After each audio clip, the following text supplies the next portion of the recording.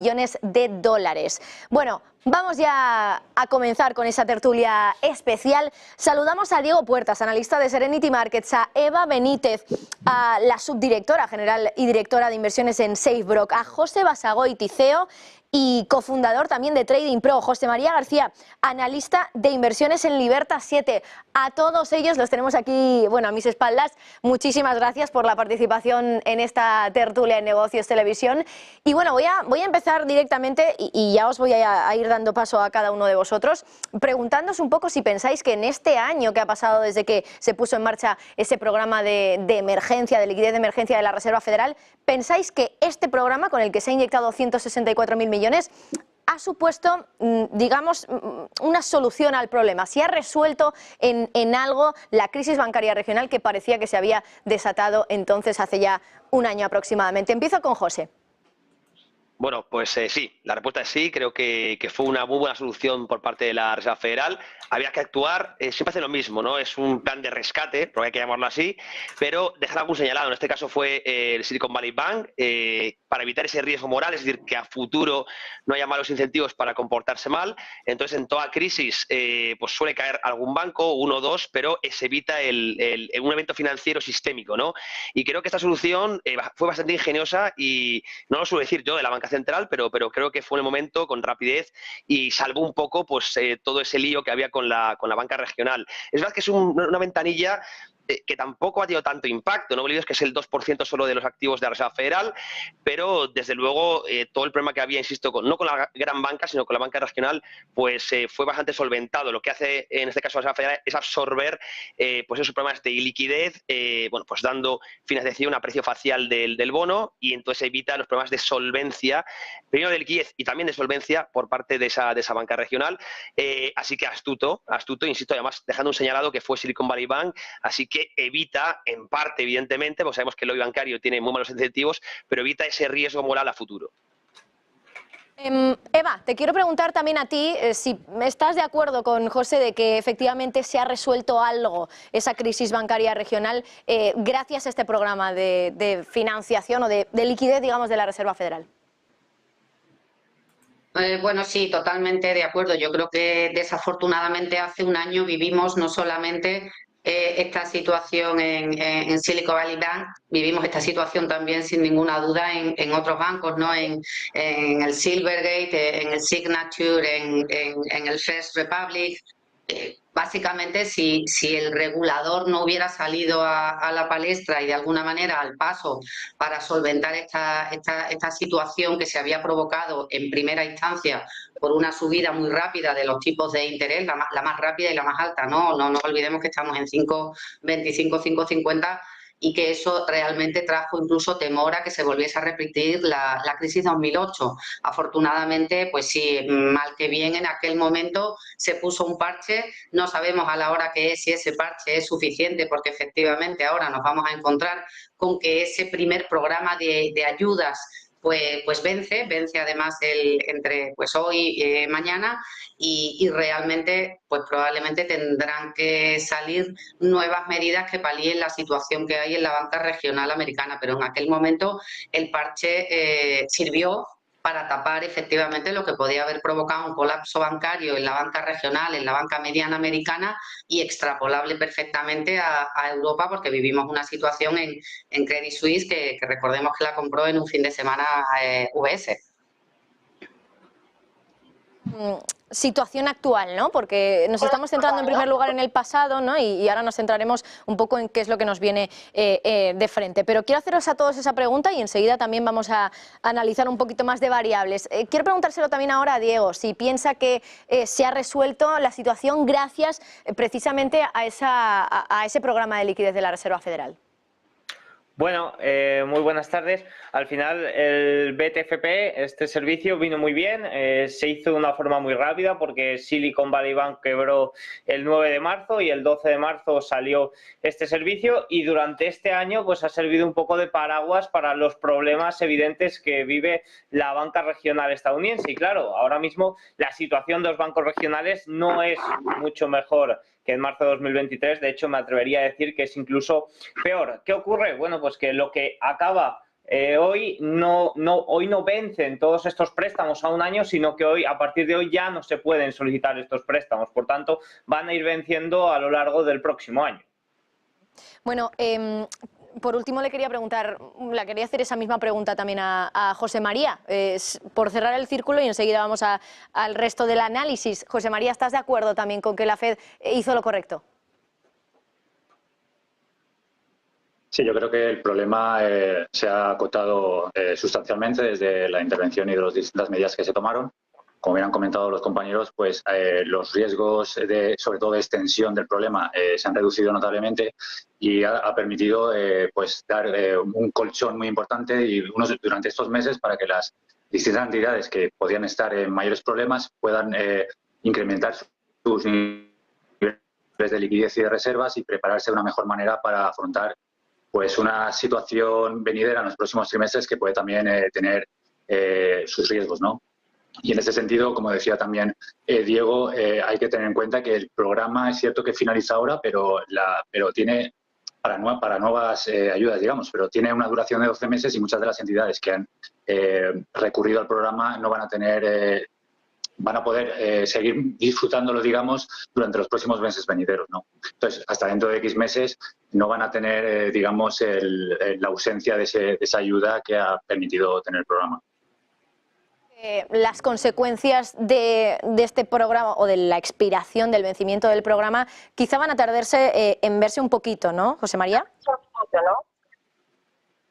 Sí, a ver, es que las consecuencias, exactamente por lo que comentaba, pueden darse dentro de unos meses y luego que hay ciertos riesgos que pueden afrontar las distintas entidades que todavía no están, digamos, materializadas en la actualidad, pero que en los próximos meses sí que pueden darse, ¿no? Aquí podemos entrar, por ejemplo, a hablar de los bien conocidos créditos inmobiliarios comerciales, ¿no? Que es digamos, es un riesgo que tienen en su balance, dada la exposición que tienen este tipo de entidades, que se sitúa aproximadamente en el 35% en su exposición, y las refinanciaciones que tienen que hacer, por ejemplo, este año se calculan en 440.000 millones. Muchas de estas entidades obviamente no van a tener igual la capacidad para o sea, nuestras entidades de crédito, y esto va a impactar en sus balances, ¿no?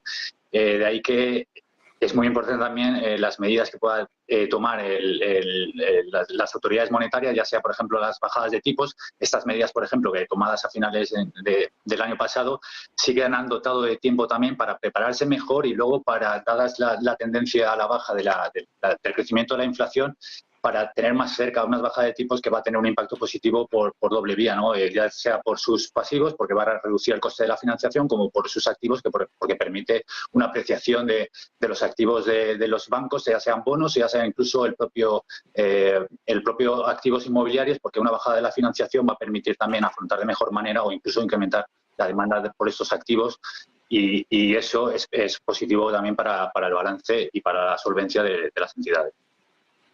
Bueno, cuando ya hemos hecho un poco esa primera valoración de hasta qué punto ha servido este BTFP, este Bank Term Funding Program, quiero meterme un poco más en los detalles. Antes, al principio del programa, a las 3 de la tarde, les hemos explicado a la audiencia en qué consistía este programa y la polémica que podía haber en torno a la posibilidad de que, claro, al estar valorando los bonos que se dan como colateral por parte de los bancos a la Reserva Federal, a la par están valorados por su valor nominal, claro, no se tienen en cuenta las pérdidas que han sufrido esos bonos en el mercado, y de alguna manera los bancos pueden ocultar, entre comillas, las pérdidas que sí que tendrían si tuvieran que vender esos bonos en el mercado para obtener liquidez. Entonces, quiero que seáis vosotros también los que nos ayudáis a entender un poco esto. José Basagoiti, empiezo contigo. ¿Qué implica entonces para un banco regional ahora que acabe este programa de inyección de liquidez para la banca regional? Bueno, pues como ha dicho Diego, en primer lugar, acaba, o sea, ya no se puede acceder a financiación, pero van a quedar muchos préstamos aún en el aire, ¿vale? Yo creo que si realmente hubiese estrés de verdad en el sector bancario, hoy, o esta última semana, habíamos visto muchos bancos levantar la mano y acudir a esa ventanilla a pedir financiación. Aún no tenemos esos datos de qué volumen ha habido en estos últimos días, pero los conoceremos en las próximas semanas. Si no ha habido mucho volumen, realmente yo no me preocuparía mucho porque es que no ha habido necesidad, ¿verdad?, de ir a esos últimos días a pedir los últimos préstamos con vencimiento a un año. Así que será interesantísimo ver eso. Como comentaban también los compañeros, es que mucha banca regional no tiene tanto el problema en la cartera de bonos soberanos, sino sobre todo en el commercial real estate, ¿no? Estos títulos hipotecarios de locales, oficinas, etcétera, etcétera, y eso realmente este programa, el BTFP, no te lo soluciona. No hay un programa de momento en el que la Reserva Federal compre títulos hipotecarios a precio facial. Lo han hecho con los bonos soberanos, que pues tiene ciertamente,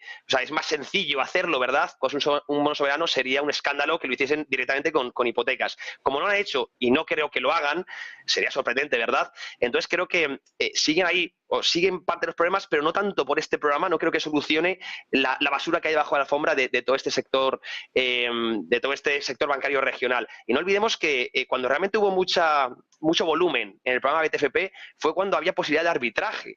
Es decir, los bancos se financiaban en una ventanilla e invertían en otra, directamente en la Reserva Federal, ¿no? Conseguían liquidez a un interés bajo y lo depositaban a un interés más alto, arbitrando un arbitraje bancario de toda la vida. La Reserva Federal se dio cuenta de esto y lo que hizo fue encarecer el programa BTFP, y cuando lo vimos ya bajó muchísimo el volumen. Es decir, no creo que hubiese tanta necesidad de liquidez. Inicialmente sí, pero digo, a lo largo del año creo que fue desapareciendo y se vio perfectamente en que disminuyó mucho el volumen cuando se eliminó la posibilidad de arbitraje. Y veremos estos últimos días si ha habido mucho agente levantando la mano, es verdad que genera cierto estigma. Yo creo que no, aunque no tenemos la información. Así que, desde mi punto de vista, no hay tanto estrés por esta vía. Por los bonos soberanos sí que la hay, como comentaba el compañero, por las hipotecas comerciales, sobre todo. Bueno, es un tema que vamos a tratar enseguida, también en unos minutitos. Estoy intentando hacerlo cronológicamente para ir al presente, pero ya al final de toda la tertulia. Volviendo un poco al pasado, claro, hablabas ahora del tema de valorar estos bonos a precio facial, decías, a tipo facial, al valor nominal, básicamente, y esto en su momento también generó bastante polémica. Claro, algunos incluso tachaban a la Reserva Federal, no quiero decir manipulación, pero algo parecido, porque era una manera de evitar que realmente el mercado hiciera la limpieza que hace el mercado, y es: los precios de los bonos caen, pues el banco que tenga que vender esos bonos en el mercado secundario porque es lo que le toca, porque tiene una crisis de confianza, una crisis de liquidez, lo haga y por lo tanto asuma esas pérdidas. Eva, claro, ¿qué opinión tenías tú también de esa polémica que hubo en torno al tema de valorar esos bonos a precio, o a valor nominal, mejor dicho, gracias a este programa de liquidez de la FED? Bueno, yo creo que podemos extender más no solamente la situación a que te sirva un colateral a un precio de nominal en vez del valor de mercado, ¿no? Porque obviamente ahí había unas minusvalías latentes que cuando salieron a la mesa es cuando en realidad el mercado se asustó y empezaron a retirar los depósitos, ¿no? Yo no entraría tanto en si eso está bien o mal hecho o es la única solución que encontraron para de alguna manera también la Reserva Federal ir recogiendo cuando venzan después toda esa parte que habían puesto de liquidez en el mercado. Yo me iría a un paradigma mucho más amplio, donde tendríamos que hablar de una situación de una crisis reputacional de la banca de una forma bastante generalizada. No podemos quedarnos con el hecho de que la subida de tipos ha provocado que los balances se deteriorasen y que la Reserva Federal tuviera que ayudar de alguna manera con este programa, dejando como las garantías como si tuvieran un valor que realmente no tenían, ¿no? Yo creo que debemos entrar más en que, pues eso, hay una crisis reputacional de la banca en general, hay una serie de irregularidades en la gestión. Estos días ha estado incluso habiendo un cambio de mandatarios en algunos bancos. La verdad es que los controles de riesgo y los controles de liquidez se está poniendo de manifiesto muy claro que no son los que tienen que ser, y yo iría más a eso y a que el mercado estuviese preocupado por esa situación, que puede tener mucha más enjundia que por el hecho de que la Reserva Federal decida aceptar como colateral unos bonos que no tienen el precio que realmente están valorados en su nominal, ¿no? Sino mucho más bajos por la propia subida de tipo. Como suele decir, pues sin haircuts, ¿no? Que se llama, sino que te lo valoro tal cual al 100%. Yo creo que tenemos que ir más a esa crisis de reputación que puede estar afectando incluso más que el hecho de que no quede demasiado polite que la Reserva Federal utilice estos programas de esa manera. Muy interesante también esa reflexión, Eva. Se la quiero plantear también a Diego, si está de acuerdo en que, vale, por mucho que haya terminado ya ese programa de inyección de liquidez, queda un problema, que es reputacional, que eso la FED no sé cómo realmente lo podría resolver, Diego. Sí, bueno, se han tratado varias cosas. Coincido plenamente en que el problema de la gestión, o sea, de medir el riesgo por parte de multitud de bancos regionales en Estados Unidos hay un problema bastante grande. De ahí también ha habido algún comentario, sobre todo durante el año 2023, de Janet Yellen, de concentración de la banca y de que mayores fusiones y adquisiciones por parte de grandes bancos, pues es algo que podríamos ver. También se ha mencionado el tema de aceptar este colateral y que quizás la Reserva Federal pues no permitía que se enfriara la economía o que se enfriara la banca como realmente se debería cuando se hace una mala gestión del riesgo, ¿no? Pero es que si no llegan a aceptar esos colaterales, pues el problema había sido mucho mayor. Recordemos que el año pasado se produjeron 3 de las 4 mayores quiebras bancarias de Estados Unidos. Y luego, conforme a qué puede venir a partir de ahora, pues sí que es cierto que hay que observar mucho lo que ocurre en la ventanilla de financiación tal cual. Sí que es cierto que este servicio, el BTFP, desde mediados de noviembre, sobre todo principios de diciembre, se ha visto beneficiado por el arbitraje, todo lo que ha comentado José, y desde que eso se cerró, ese arbitraje se eliminó, pues sí que es cierto que el servicio se ha estabilizado mucho. Por tanto, ahora habrá que ver si siguen acudiendo a la ventanilla de financiación normal, pues ahí sí que es cierto que se pueden observar que la banca regional sigue necesitando ya esta liquidez, ¿no? Sí que es cierto porque sobre todo cuando más se usó el servicio de financiación bancaria de emergencia que vence ahora, pues fue al inicio. Por tanto, si ahora vemos una entrada masiva en esta ventanilla de liquidez, pues será que la banca regional realmente sigue teniendo problemas. Que como digo, si miramos las reservas entre total de activos sin este servicio de financiación bancaria de emergencia, sigue estando en una situación bastante más débil que la de marzo de 2023. Pero claro, esto no finaliza ya, es decir, irán venciendo los próximos meses conforme también los tipos de interés vayan bajando, las refinanciaciones por la parte de los bienes inmobiliarios comerciales, que es uno de los grandes problemas, esa pérdida de valor, pues también pueden ir aflojando y por tanto puede darse un aterrizaje suave, vamos a decir, también en esta banca regional. Pero sí que es cierto que la puerta abierta a mayores fusiones y adquisiciones y que los grandes bancos tengan que rescatar un poco a los bancos regionales que no han hecho las cosas tampoco bien, porque no siempre hay que poner el foco en la subida de tipos drástica que causó el problema, sino, oye, también el riesgo asumido por esos bancos regionales, pues quizás era excesivo, como ha quedado claro.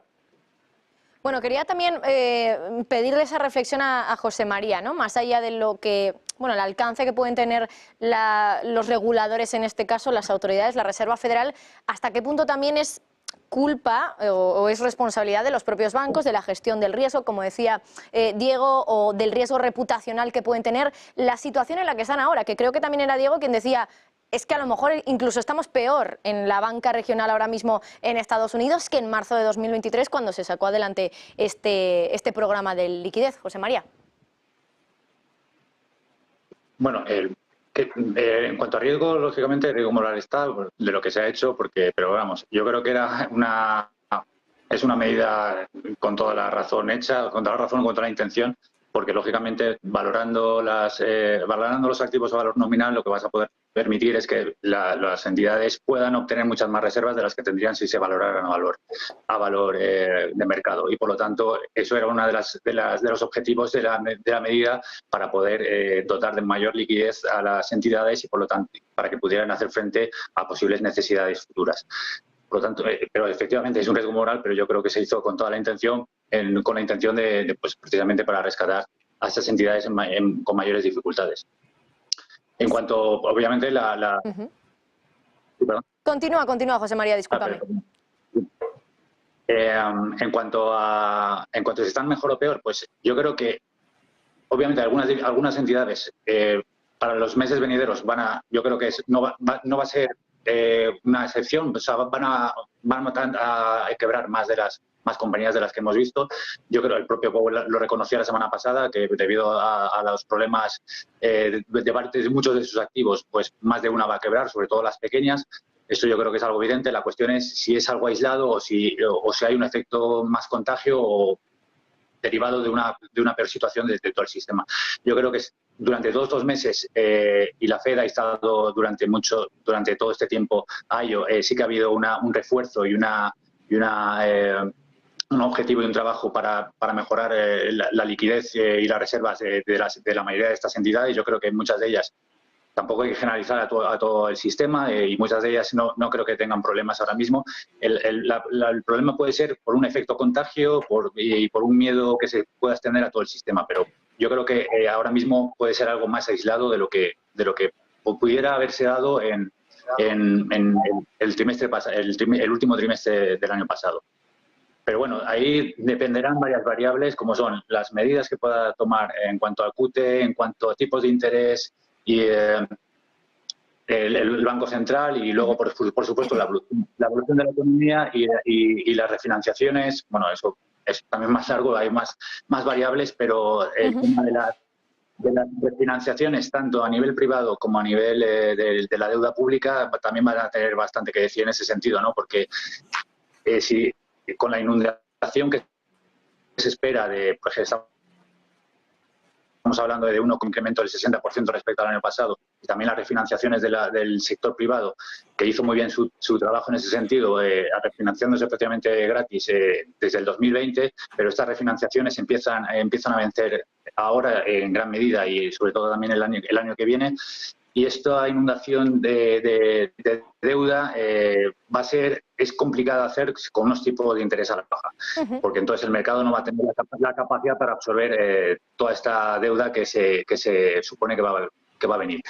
Por lo tanto, ahí hay un dilema entre la bajada de tipos y la capacidad del mercado para absorber tanta deuda. Hasta ahora también estaban empleándose los repos inversos para poder absorber deuda sin que contrarrestando, digamos, el efecto de la QT, pero es cierto que los 2,5 billones, por ejemplo, que había en 2022, ahora se ha reducido a 440.000.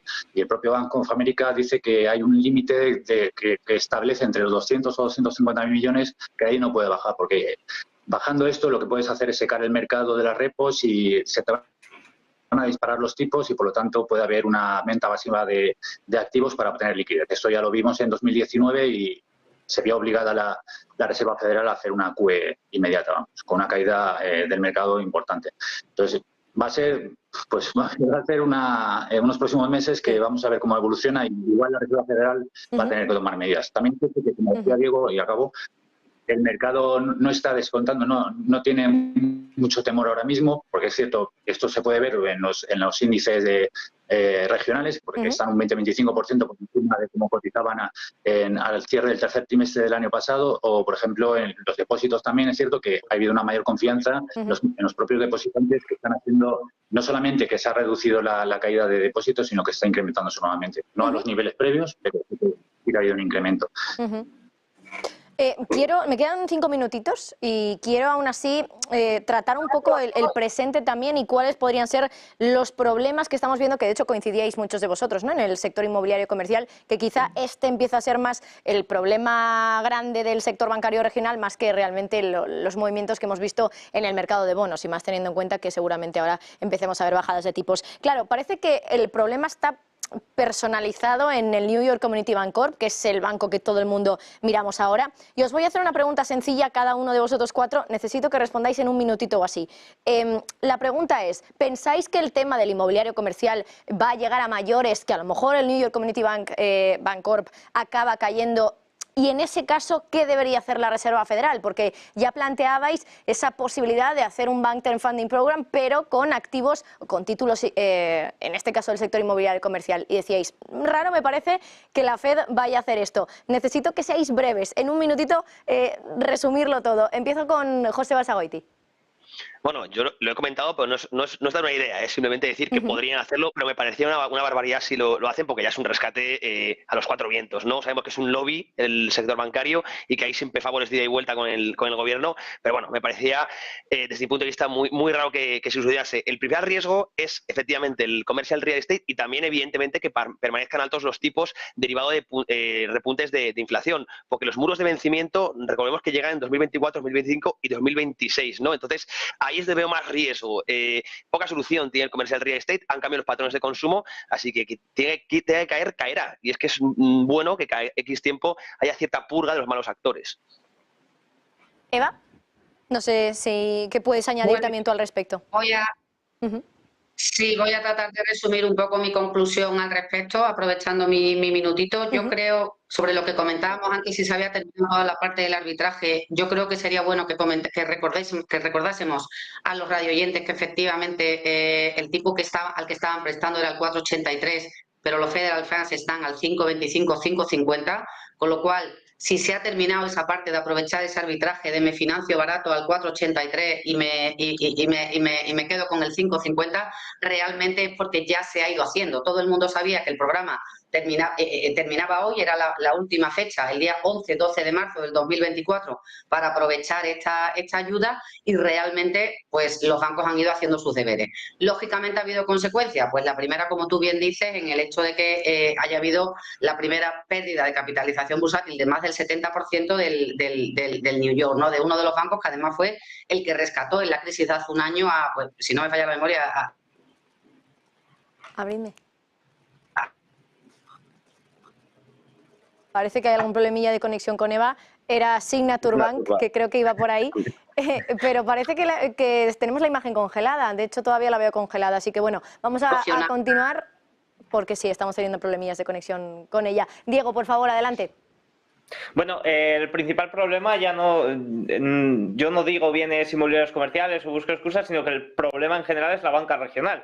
Creo que se han hecho las cosas mal ahí y quien ha hecho las cosas mal pues deberá caer. No es nada malo que haya quiebras bancarias, y con respecto a si yo creo que el riesgo está en si puede provocar un pánico mayor en toda la banca general, como por ejemplo ocurría en marzo de 2023, que sobre todo lo que ocurría era un pánico generalizado. Hubo bancos que cayeron, como Silicon Valley Bank y demás, por hacer las cosas mal, pero el pánico se trasladó a otros bancos que quizás no tenían tantas dificultades. En principio, si todo esto va venciendo poco a poco y los bancos con problemas pues, no hacen mucho ruido, pues debería quedar algo aislado en la banca regional, que es donde de verdad está el problema. Ahora mismo no hay problema en la banca de mayor tamaño y no debería de haber mayores inconvenientes por este lado de la banca regional. Todo sea que no haya pánico. Pero el problema general son los bancos regionales. Se pueden buscar mil excusas: pérdida de valor de bienes inmobiliarios comerciales, subidas de tipos, pero el planteamiento del riesgo de los bancos regionales es el principal problema. De hecho, Powell lo dijo la semana pasada, puede haber caídas bancarias. José María, ya para... discúlpame, Diego, discúlpame, no sé si querías añadir algo.